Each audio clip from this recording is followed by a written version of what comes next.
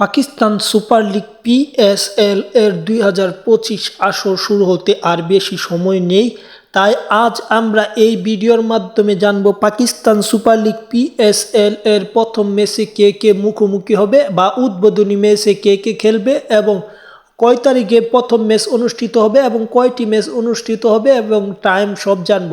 Pakistan super league পিএসএ মূলত 34টি match অনুষ্ঠিত হবে। 34 ম্যাচের মধ্যে পিএসএল এর এটি প্রথম ম্যাচ বা উদ্বোধনী ম্যাচ।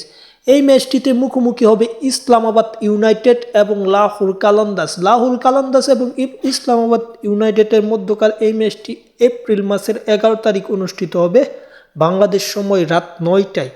এই ম্যাচে অবশ্যই ফেভারিট হিসেবে দুই দল প্রায় সমানে সমান থাকলেও ইসলামাবাদ ইউনাইটেড কিছুটা পিছিয়ে আছে লাহোর কালান্দার্স থেকে, কারণ শেষ 5 যে ম্যাচের পরিসংখ্যান সেখানে ইসলামাবাদ একটু পিছিয়ে আছে। যে রকমই হোক উদ্বোধনী ম্যাচে দুই দলই চাইবে এই ম্যাচটি জিতে আসরটা শুরু করা এবং টুর্নামেন্টে ভালো কিছু করা। যাই হোক, পিএসএল এর সকল আপডেট পেতে চ্যানেল সাবস্ক্রাইব করার বিকল্প নেই। যাই হোক, খেলাধুলার আপডেট পেতে চ্যানেল সাবস্ক্রাইব করে রাখুন। ধন্যবাদ সকলকে।